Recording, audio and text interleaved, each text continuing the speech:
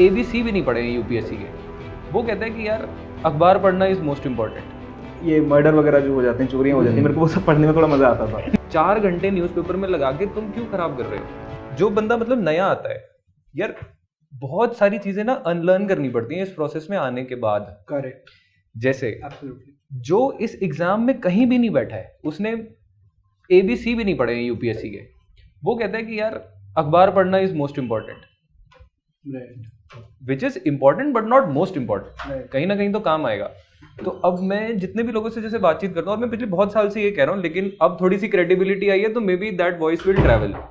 भाई जो इंसान नया आया है, फाउंडेशन बैच कर रहा है या खुद से पढ़ रहा है, जब तक तुम्हें बेसिक चीजें नहीं पता, 4 घंटे न्यूज़पेपर में लगा के तुम क्यों खराब कर रहे हो? दो बड़ी स्ट्रॉन्ग, देखो 2 वेरिएबल मैं मानता हूँ यूपीएससी की प्रिपरेशन में, time and space. Space with respect to your writing, क्योंकि 2 ही पेज हैं आपके पास, और टाइम, दिन में 24 घंटे हैं, लिखने के लिए भी 7 मिनट है एक क्वेश्चन। सिर्फ ये 2 वेरिएबल्स हैं, उसमें न्यूज़पेपर शुरू में कहाँ फिट इन हो रहा है? एक तेरे को याद है, जैसे मैं और मनस्वी ना सेम इंटरव्यू ग्रुप का पार्ट थे, तो हम लोगों को ग्रुप्स में डिवाइड कर दिया था और 5-5 लोग ग्रुप में थे, तो somehow we ended up in the same group. तो मनस्वी का नाम मनस्वी शो रहा था व्हाट्सएप पे, और इसने इनिशिएटिव लिया कि चलो guys let's catch up, we will have a VC और फाइनली सबका इंट्रोडक्शन हो जाएगा। तो वीसी पे जब पहली बार आया तो मनस्वी निकला बंदा।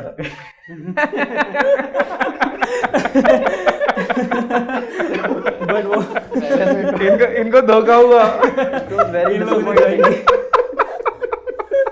यार ये तो हो जाता है। व्हाट्सएप ग्रुप बनाए हुए, इट वाज वेरी फॉर्मल, क्योंकि सर वगैरह भी थे उसमें। मैंने क्या किया, एक इनफॉर्मल ग्रुप बना दिया हम 5 का।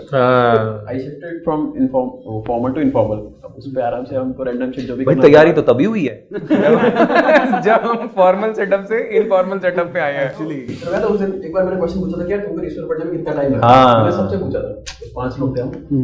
तो क्योंकि मेरे को लिटरली अभी भी आज मैं पढ़ूँ ना, मेरा सिलेक्शन हो चुका है, मेरे को 2.5 घंटे चाहिए थी न्यूज़पेपर पढ़ने में। सही में मैंने पहली बार पढ़ा था इंटरव्यू के लिए, और अगर 2 घंटे से कम में तो मतलब मैं खत्म कर ही नहीं सकता। और अगर मेरे को नोट्स बनाने तो उसमें 1.5 घंटे और हो जाए, तो Correct. हो गया 3 से 4 घंटे का पूरा मामला। करेक्ट। और इसने ना लेकिन सिर्फ क्वेश्चन पूछा था यार तुम लोगों को कितना टाइम लगता है, उसके बाद रिप्लाई किसी का नहीं आया था। रिप्लाई पर्सनल मैसेजेस पे तेरे को आए थे।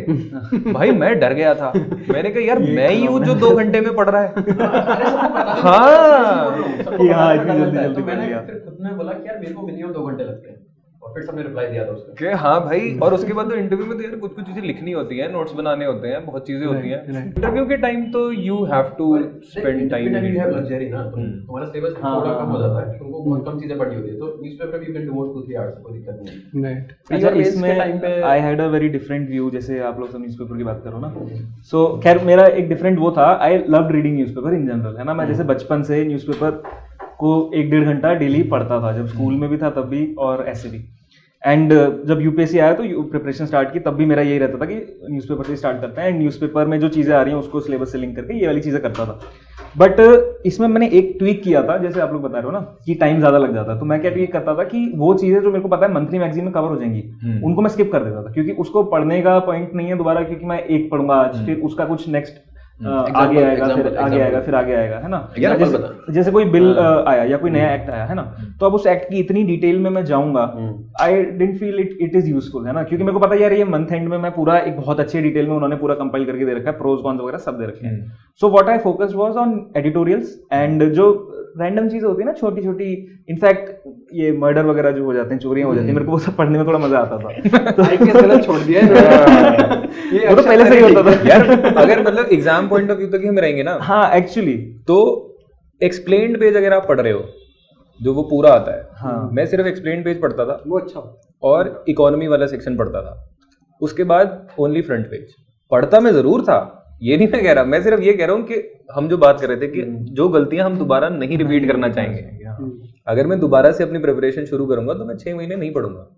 एक और चीज, जैसे न्यूज़पेपर नहीं पढ़ना तो ठीक है, बट ऐसा नहीं है कि मैं करंट अफेयर से अपडेटेड नहीं हूँ। हाँ, this is very important. This is also दोनों बहुत डिफरेंट चीजें हैं। Newspaper is not the only source. Yes, तो मैं वेबसाइट्स होती है अपने, बहुत सारी वेबसाइट्स होती है ना, तो मैं तो आधा घंटा लगता है किसी एक वेबसाइट को बढ़िया से एकदम अच्छे से सजा के वो दे देती है, और शॉर्ट करके, और जितना जहाँ से टाइम सेव हो रहा हो, जहाँ से स्पेस सेव हो रही हो। एग्जैक्टली। हाय, मैं हूं doctor Khan, founder and director of KSG. मेरे बारे में जानने के बाद और मेरी कहानी सुनने के बाद जोश टॉक ने मुझे अप्रोच किया और उसके बैकड्रॉप में आज एक मैं बहुत बड़ा अनाउंसमेंट करने वाला हूं आपके लिए।